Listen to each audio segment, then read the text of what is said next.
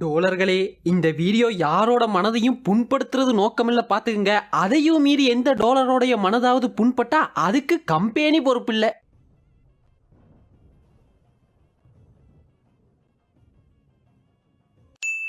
ஏன்பா இந்த தெறி படத்தை ஹிந்தியில ரீமேக் பண்ணி கண்டம் பண்ணிட்டாங்களாமே, அட்டர் ஃபிளாப்பா நேரத்துல.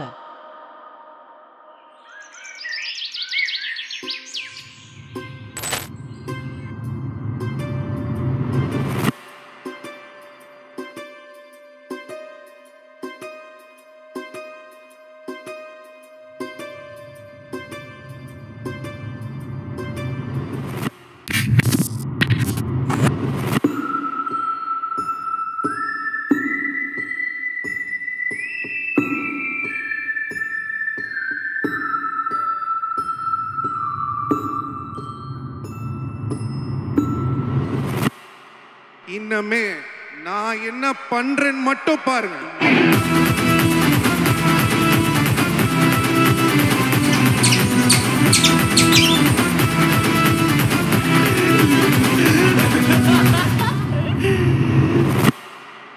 வால் தூக்கி நின்னா பாரு.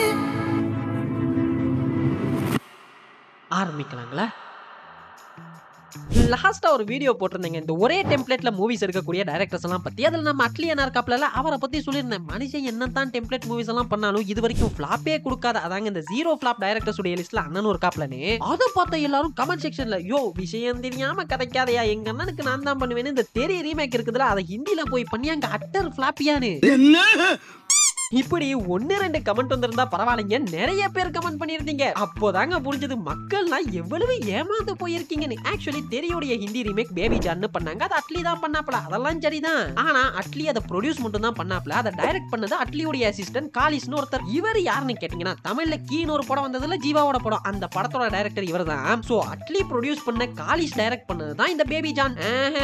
அதெல்லாம் செல்லாது. என்னதான் இருந்தாலும் அது அட்லியோடைய கதை தானே, அப்ப அட்லியோடைய ஃபிளாப் லிஸ்ட்ல தானே வரும் சொன்னீங்கன்னா, रुको जरा सबर करो. பொதுவா தமிழ்ல இருந்து ஒரு படத்தை ஹிந்தியில ரீமேக் பண்ண போறாங்கனாலே அதுல அன்வான்டட் எலிமெண்ட் எல்லாம் சேர்த்து எந்தளவு தூரத்துக்கு சேதாரம் பண்ணலாமோ அந்த அளவு தூரத்துக்கு சேதாரம் பண்றது தான் வடக்கத்து வழக்கம். என்னதான் அட்லி காலிஸ்னு நம்ம ஊர் பயப்பிள்ளைங்க எல்லாம் பண்ணியிருந்தாலும் அவங்களும் ஒரு சில சம்பவங்கள்லாம் பண்ணியிருக்காங்க. அது என்ன ஏதுன்னு தான் விலாவரியா பார்க்க போறோம். சோ வணக்கம் டோலர்களே, சுவையான சூடான வடக்கத்து தெரி ரோஸ்ட் அப்போ ஆரம்பிக்கலாங்களா?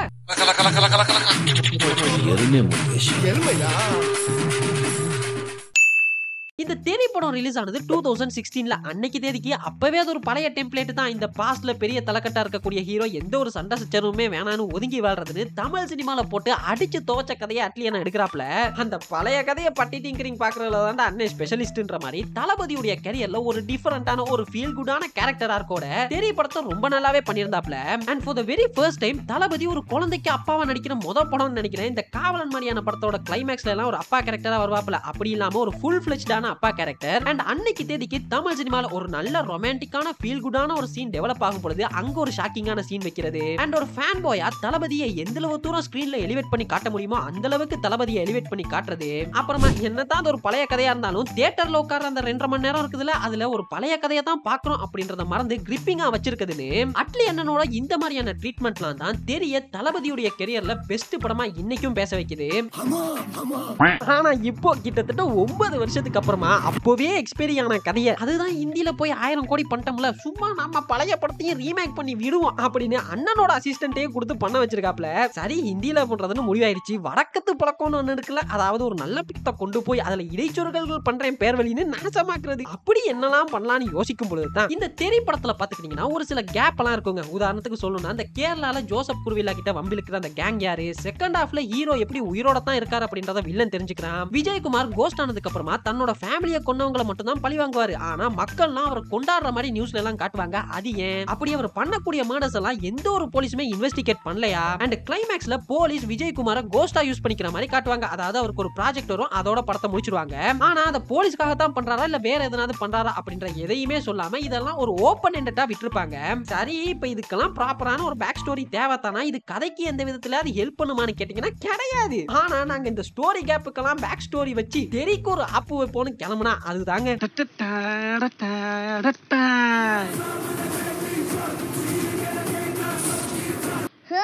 சூப்பர் பண்ணி வாய்ப்பே ஓபன் பண்ணா தெரியல பாத்தீங்கன்னா அது கேரளா, அது ஒரு அழகிய ஊர்னு ஹீரோ இன்ட்ரோ சீனுக்கு போயிருவாங்க. ஆனா பேபி ஜான்ல கேப் ஃபீல் பண்றாங்களாமா. அந்த கேரளா வில்லன் குரூப்ஸ் இருக்கானுங்களே, அவங்களுக்கு ஒரு பேக் ஸ்டோரி. அவனுங்களை பாத்துக்கிட்டீங்கன்னா பொண்ணுங்களை கடத்தி ஃபாரின்ல விக்கிற குரூப்ஸும் அந்த கேங் பொண்ணுங்களை எல்லாம் கடத்திட்டு வர அந்த பொண்ணுங்களை எல்லாம் காப்பாத்த ஒரு போலீஸ் வராப்ல. அப்படி தொடங்குது படம்.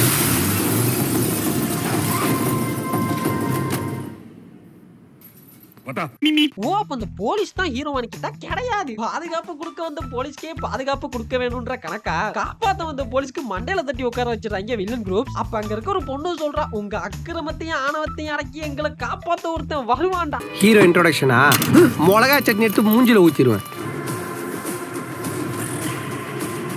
வருண் தவானா? அனில் அல்லாவா?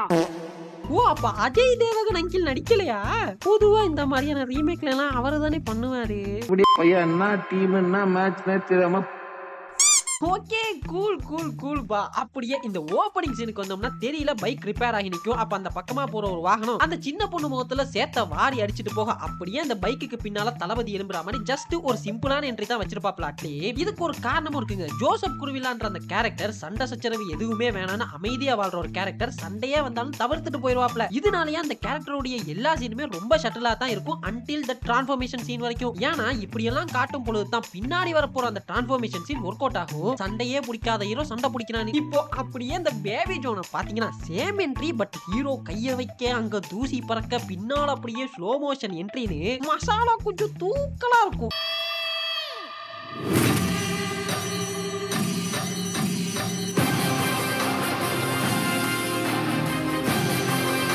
இப்போ அப்படியே அந்த சாரி கேட்கிற சீனுக்கு வந்தா தெரியல ஜஸ்ட் அந்த கார் ஓட்டுன வந்த அங்கிள் பயந்துனே நிப்பாப்ல, சாரி கேட்டு போயிடுவாப்ல. ஆனா இங்க இந்த டங்கில் ஹீரோவையே அடிக்க வராப்ல. அதென்ன உள்ள வந்து ஆத்துல பயிர மாதிரி பயிரமல போட்டனா பொளந்துற. Sorry sir. என்ன நீ கேக்குற? இனிமே நான் தானே கேட்கணும். அதாவது ஆரம்பத்துல வச்ச மாஸ் என்ட்ரிய நியூட்ரலைஸ் பண்றாங்க. நாம பாஞ்சி வந்த அங்கிள் கிட்ட ஹீரோ சொல்றாப்ல, உங்களுக்கு ஒரு குழந்தை இருக்கு, எனக்கு ஒரு குழந்தை இருக்கு, குழந்தைக்கு குழந்தை சரியா போச்சு, சாரி கேட்டு போயிருங்கன்னு. आपकी भी बेबी है? So father to father. Please sir, आप इनको sorry बोल दीजिए. இப்போ அவன் கேட்டதுக்கும் நீங்க சொன்னதுக்கும் என்ன சம்பந்தம்? பஞ்ச் நல்லா இருக்கான்னு மட்டும் பார்க்கணும், அதுக்குள்ள ஆராய்ச்சி பண்ண கூடாது. Sorry Bachcha. I forgive you sir. I forgive you. Forgive you. அதுக்கப்புறமா அந்த ஈனா மீனா டீக்கா சாங் வரும்ல. ஆனா வடக்கத்து ஈனா மீனா டீக்கா எப்படி இருக்கும்னா,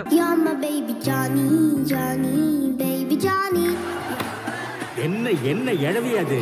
எனக்கு இந்த தேரி பாக்குறப்போ ஜிபியோட மியூசிக்கோட கான்ட்ரிபியூஷன் என்னன்னு புரியல. படம் நல்லா இருந்துச்சு, மியூசிக்கும் நல்லா இருந்துச்சுன்னு வந்துட்டேன். ஆனா பேபி ஜான் இருக்குல்ல, அதை பார்த்த பின்னாடி தான் தெரியல ஜிபியோட பங்களிப்பு எவ்வளவு முக்கியம்னே புரிஞ்சதுங்க. ஏன்னா அந்த பேபி ஜான் இருக்குல்ல, அதுல இருக்கக்கூடிய பாட்டை இப்ப கேட்டிருப்பீங்க. அது போல இந்த படத்துல இருக்கக்கூடிய பாட்டுல இருந்து பிஜிஎம் வரைக்கும் எதுவுமே மியூசிக் வைஸ் நல்லாவே இருக்காது. தெரியல எல்லாம் பாத்துக்கிட்டீங்கன்னா ஒரு சீனை 50-50 எலிவேட் பண்ணி காட்டுறது அந்த படத்துல இருக்கக்கூடிய பிஜிஎம் தான் இருந்திருக்கும். ஆனா இங்க யூடியூப்ல இருந்து நான் காப்பிரைட் பிஜிஎம் அப்படின்னு டவுன்லோட் பண்ணி போட்டா மாதிரி இந்த தீவனங்களோட செய்ய. எல்லாத்துக்கும் நான் பின்னாடி வரேன், ஒவ்வொன்னா காட்டுறேன். இப்போ இந்த ஆரம்பத்துல காமிச்சோம்ல கேரளத்து வில்லனுங்க எல்லாம் பொண்ணை கடத்துறானுங்க, அப்படி இன்னொரு பொண்ணையும் கடத்தி கார்டிக்கில வச்சுட்டு வராப்ல வில்லன். இவர் சுச்சா போன கேப்ல அந்த பொண்ணு ஓடி போயிருது.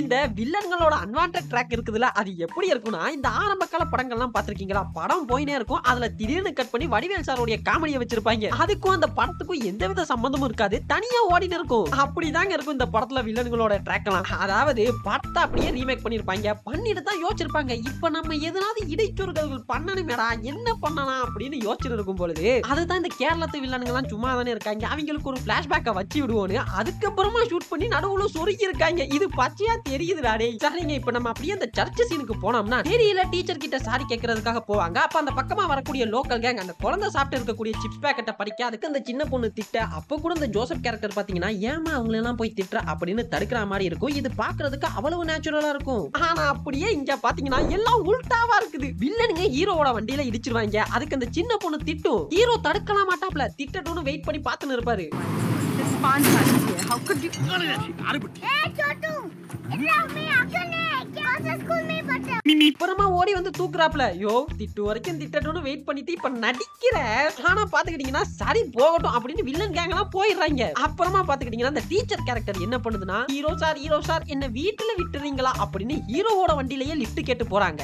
போய் பார்த்தா அந்த பொண்ணு வண்டியை போலீஸ் ஸ்டேஷன் கிட்ட நிறுத்த சொல்லிடுது. அப்படியே பின்னால பார்த்தா வண்டியில ஒரு பொண்ணு. அந்த பொண்ணு யாருன்னு கேட்டா வில்லன் சுச்சா போற கேப்ல ஒரு பொண்ணு ஓடி போச்சுல அந்த பொண்ணு டீச்சர் காப்பாத்தி போலீஸ் ஸ்டேஷனுக்கு கூட்டிட்டு வந்துட்டாங்க. இப்போ ஹீரோ அந்த போலீஸ் ஸ்டேஷனுக்குள்ளார போற சீன் ஒன்னு இருக்குங்க.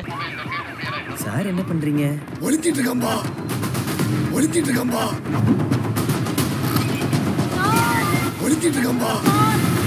சார் அவ்வளவு ஃபேமஸ், போலீஸ் ஸ்டேஷனுக்குள்ள போனாலே கண்டுபிடிச்சிருவாங்க.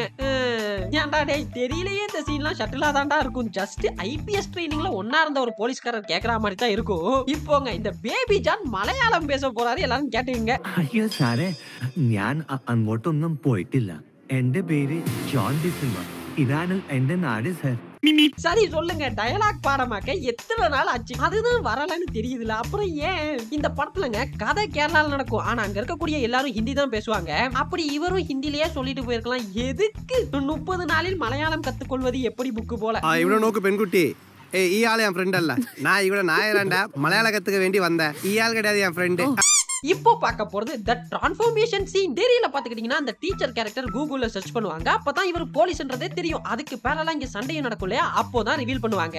ஆனா பேபி ஜோன்ல மசாலாவை கொஞ்சம் தூக்கலா போடுன்ற மாதிரி போலீஸ் ஸ்டேஷன்ல நீங்க யாருன்னு கேட்டார்ல போலீஸ், அவரு வில்லன்ட்ட போய் சவால் விடுறாப்ல. இனி உங்க யாருக்கும் பயப்பட போறது இல்லடா, ஒரு 6 வருஷத்துக்கு முன்னால ஐபிஎஸ் சத்யவர்மா ஹி இஸ் பேக் அப்படின்னு சொல்ல அதுக்கு பேரலா டீச்சரும் கூகுள் சர்ச் பண்றாங்க. அங்க வைக்கிறாங்க டிரான்ஸ்ஃபர்மேஷன். யாரா நீங்க ஜோசப் குருவிலா டிரான்ஸ்ஃபர்மேஷன் கேட்டா தூக்குதோர டிரான்ஸ்ஃபர்மேஷன் காட்டிட்டு இருக்கீங்க.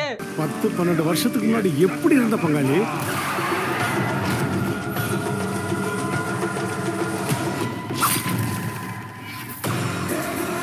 இதில் மேலும் மசாலா சேர்க்கும் விதமாக ஹீரோவை அடிச்சு போட்டுறாங்க. பார்த்தா அவர் முதுகு பூரா ஒரே தழும்பு. அப்ப அடிக்க வந்த வில்லன் ஒருத்தன் பார்க்கறான். ஆக்சுவலி அவனுக்கு ஹீரோவை முன்னாடியே தெரியும். ஹீரோவோட ஃபேமிலியை கொன்னதே அவங்கள ஒருத்தன் தான். ஆனா அவ்வளவு நேரமா அது சத்தியவர்மானே அவருக்கு தெரியலையா. ஏன்னு கேள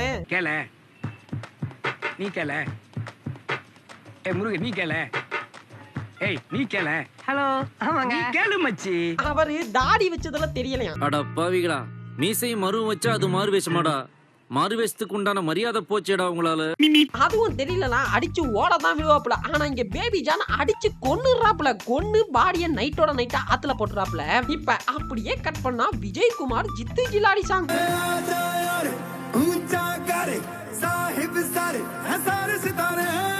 அட பாருங்களேன், ஜவான் செட்டுக்குள்ள போன மாதிரியே இருக்குல்ல. நான் நினைக்கிறேன் இதெல்லாம் பார்த்து தான் அட்லி போடணும்னு நினைச்சிட்டீங்கன்னு. அதாவது அட்லினா தானே ப்ரொடியூசர், சோ இருக்கவே இருக்குது ஜவான் செட். அதுலயே இன்னொரு சாங் பண்ணிடலாம்னு பண்ணிட்டாப்ல போல.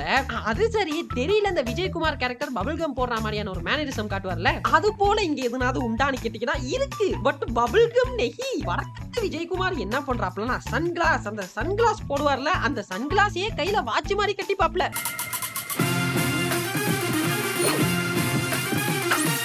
ஸ்டைல்ஸ்.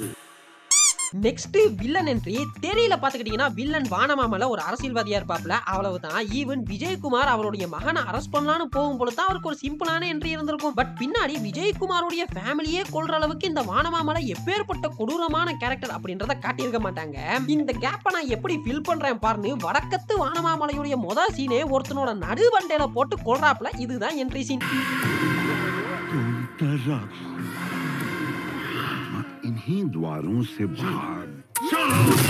தேரி படத்துல பாத்துக்கிட்டீங்கன்னா வானமாமல ஒரு அரசியல்வாதியா இருப்பாப்ல. ஆனா வடக்கத்து வானமாமல அரசியல்வாதியா என்னன்னே அது தெரியலைங்க. அது சரி, அது என்ன கேரக்டரை பார்க்கும்போது காஞ்சோரிங் பேய் மாதிரி இருக்குன்னு கேட்கலாம். வில்லன் எவ்வளவு டெரர்னு காட்டுறாங்களாமா.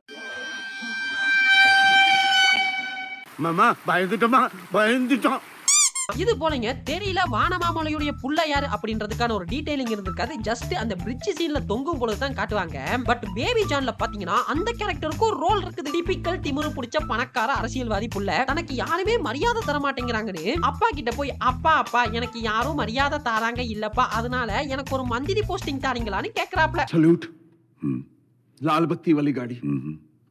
ஒரு மினிஸ்டர் பண்ண கட் பண்ணா அந்த அப்பா பொண்ணா காணோன்னு கேஷ் கொடுக்க வர சீன். தெரியல பாத்துக்கிட்டீங்கன்னா அது ஒரு வயசான அப்பா ஐடில வேலை செய்யற பொண்ணு. ஆனா வடக்கத்து தெரியல பாத்தீங்கன்னா இருங்கடா உங்களுக்கு சென்டிமெண்ட் அள்ளி தெளிக்கிறேன்னு ஒரு அப்பா ஒரு அம்மா. அதுல அந்த அப்பாவை பாத்தீங்கன்னா வாய் பேச முடியாது. காணாம போற பொண்ணு ஒரு ஸ்கூல் பொண்ணு.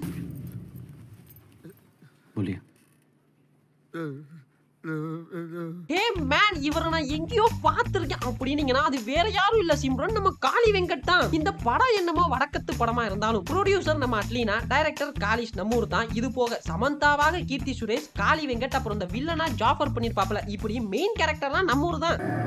எல்லாம் நம்ம ஆளுங்க தான். ஒளிஞ்சிருக்க லட்சணம் அந்த மாதிரி. சரி வாய் பேச முடியாத அப்பா காணாம போற ஸ்கூல் பொண்ணுன்னு சென்டிமெண்ட்டை கொட்டிட்டீங்களே, இதோட விட்டுருவீங்களானா? இல்ல, நான் இன்னும் இந்த சீனை எப்படி டீடைலிங் பண்றேன் பாருங்க. அந்த பொண்ணை தேடி போவாங்க. அப்ப அந்த பொண்ணு ஓடி வருவா. அப்போ பாத்தீங்கன்னா வில்லன் அந்த பொண்ணை பெட்ரோல் ஊத்தி எரிக்கிற மாதிரி ஒரு சீன் வச்சிருப்பாங்க பாருங்க.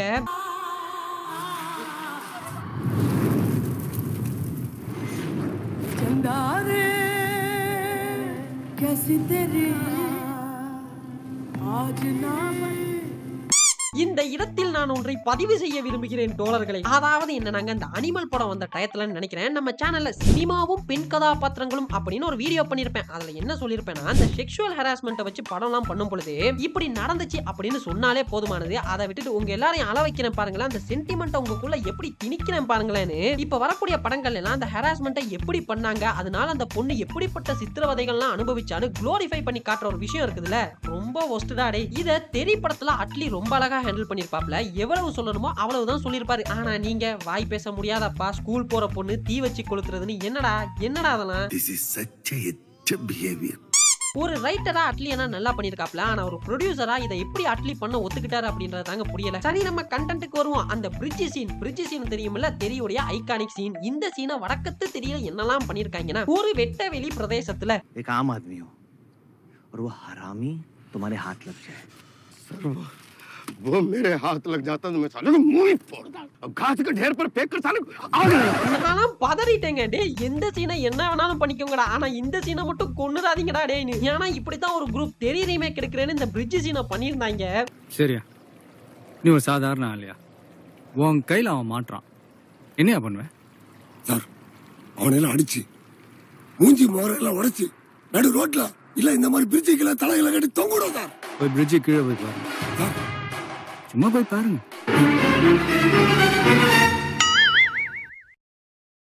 இப்படி ஏதோ நடந்துருமோன்னு பயந்துட்டேன். ஆனா இங்க ஹீரோ அந்த வானமாமல்லியுடைய பையனை வைக்க போருக்குள்ள ஒளிச்சு வச்சிருக்காப்ல. அப்படியே அதுல ஒரு தம்ம பத்த வச்சு போட உள்ள இருந்து பத்திக்கிட்டே ஓடி வரான்.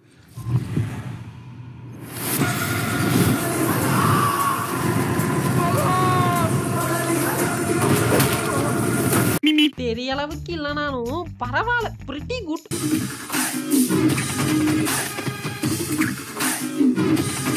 இன்டர்வல் முடிஞ்சிருச்சுல, இனி பல ட்விஸ்ட்களுக்கு ரெடியாங்க. ஏன்னா இன்டர்வல் முடிஞ்சு ஓபன் பண்ணா தெரியல பாத்தீங்கன்னா நம்ம எமி ஜாக்சன் வருவாங்கல. அவங்க ஒரு சாதாரண ஸ்கூல் டீச்சர். மோஸ்ட்லி விஜயகுமாரோட பிளாஷ்பேக்கை ரிவீல் பண்றதுக்காக தான் அந்த கேரக்டரை யூஸ் பண்ணிருப்பாங்க. வேற எந்த ஒரு பர்பஸும் இருந்திருக்காது. ஆனா வடக்கத்து தெரியல இன்டர்வல் முடிஞ்சு ஓபன் பண்ணா அந்த டீச்சர் கேரக்டர் உண்மையிலேயே டீச்சர் கேரக்டர் கிடையானா. வில்லன் குரூப்ஸ் எல்லாம் பொண்ணுங்களை கடத்துறாங்கல்ல, அவங்கள பிடிக்கிறதுக்காக டீச்சர் ரூபத்தில் வந்து அண்டர் கவர் காப்பான்.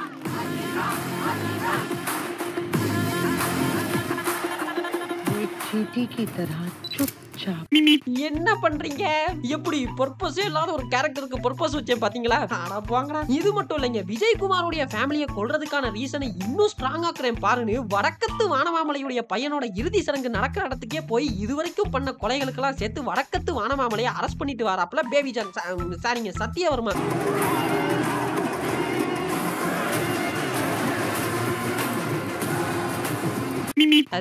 சார் கத்தி கழுத்துல ரத்தம்லாம் வருது, பெருசு போய் சேர்ந்துட போதுங்க. செத்துறோம், படத்தை யாரும் கொப்பலாம் வந்து நடிச்சு முடிச்சு கொடுப்பா அப்படிங்கிற கேள்வி வருது. அதனால ஒரு கமர்ஷியல் படமா நம்ம அந்த இடத்த தப்பி போறோம் ஒரு கலைஞர். சோ இதுக்கப்புறமா வடக்கத்து வானமாமலை ஜெயிலுக்கு போறாப்ல. அப்புறமா ஜெயில இருந்து வெளியே வந்து விஜயகுமார் ஃபேமிலியை கொண்டு பிளா பிளா பிளா. அதுவும் அவர் கொல்லும் பொழுது பாத்தீங்கன்னா ஒரு முள்ளு கம்பியை வச்சு சத்யவர்மா முதுகுலையே பொளக்குறாப்ல. அந்த தழும்பு தான் நாங்க முன்னால காட்டுனது. டீடைலிங். சரி, சத்யவர்மா ஃபேமிலியை கொன்னதுக்கு பின்னாடி வடக்கத்து வானமாமலை என்ன பண்றாப்லனா, இப்போ என் மகனும் இல்ல, என்னோட எனிமியும் இல்ல, இனி நான் இங்க இருந்து என்ன பண்ண போறேன், நான் மறுபடி போறேன்டா ஜெயிலுக்குன்னு கிளம்பி ஜெயிலுக்கே போயிடுறாப்ல. ஆனா இது புதுசா இருக்கு. இப்போ ஜெயிலுக்கு போனா வடக்கத்து வானமாமலைக்கு சத்தியவர்மா உயிரோட இருக்கிறது தெரிஞ்சிருது. தட் பஸ் பிரிட்ஜில் கவர்ற சீன். இதை தெரியல பாத்தீங்கன்னா வானமாமலை உயிரோட இருக்கியாமே அப்படின்னு கால் பண்ணுவாப்புல, பஸ் கவுந்துரும், அவ்வளவுதான். ஆனா பேபி ஜான்ல ஒரு பக்கம் வடக்கத்து வானமாமலை ஜெயில இருந்து கால் பண்ண அங்க ஜெயிலுக்குள்ளார ஒரு ஃபைட் சீனே நடக்குது. இந்த பக்கம் பஸ் வேற கவுந்துருது. ரெண்டையும் பிளாஷ் கட்ல காட்டுவாங்க பாருங்க. மசாலா கொஞ்சம் தூக்கலா போட்டுட்டாங்க.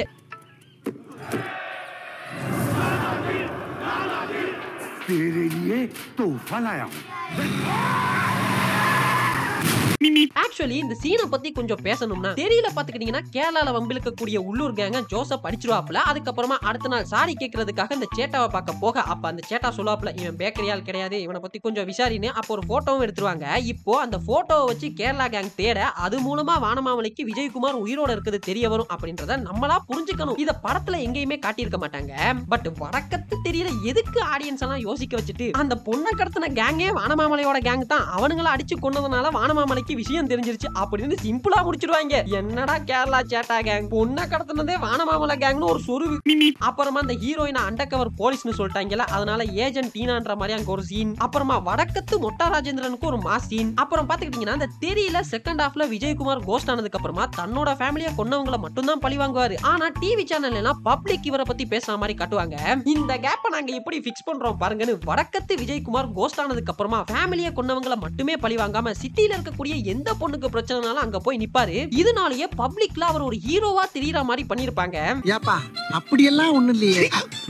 அப்புறமா அந்த கிளைமேக்ஸ் தெரியல பாத்துக்கிட்டீங்கன்னா வானமாமலையை வெளியே வர வைக்கணும் அப்படின்றதுக்காக விஜயகுமார் மொட்டை ராஜேந்திரன் அனுப்புற மாதிரி இருக்கும். ஆனா இங்க வடக்கத்து வானமாமலை அவரே கால் பண்ணி, என்ன மாப்பிள்ள நீ தான் ஹீரோவா எல்லாரும் சொல்றாங்க, இந்த கிளைமேக்ஸ் ஹார்பர்ல நடக்குது, அங்க வந்து சேர்ந்துரு அப்படின்னு சொல்ல ஹீரோவும் டிடி காஷனா கிளம்பி போறாப்ல. அங்க ஒரு கிளைமேக்ஸ் ஃபைட்.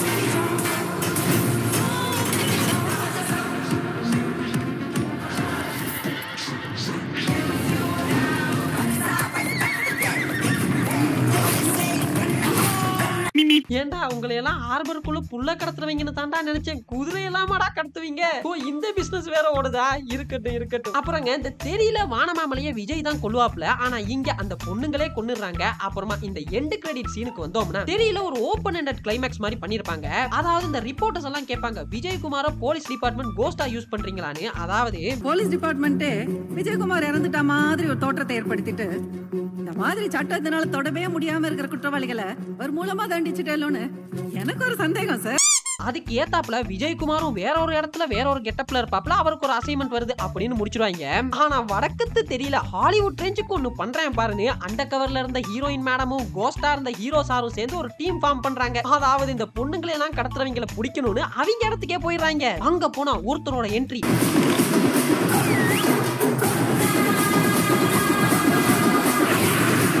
யோ மிலிட்டரி நீ எங்க இங்க வந்த? இவர் யாருன்னு தெரியுதாங்க, வடக்கத்து வீரம்னு ஒண்ணு இருக்குது, கிசிகா பாய் கிசிகி ஜான், அவரும் இந்த டீம்ல இருக்காரா. டேய் உங்க கிராஸ் ஓவர் காம்போ ரொம்ப வீடா இருக்குடா. தெரி விஜயகுமாரும் வீரம் விநாயகமும் சேர்ந்து ஒரு ப்ராஜெக்ட் பண்றாங்களா. சை கேட்கவே கன்றாவியா இருக்குடா. உங்களுக்கு தக்காளி சட்னி சாப்பிடுற மாதிரி இருக்குடா உங்க காம்போ.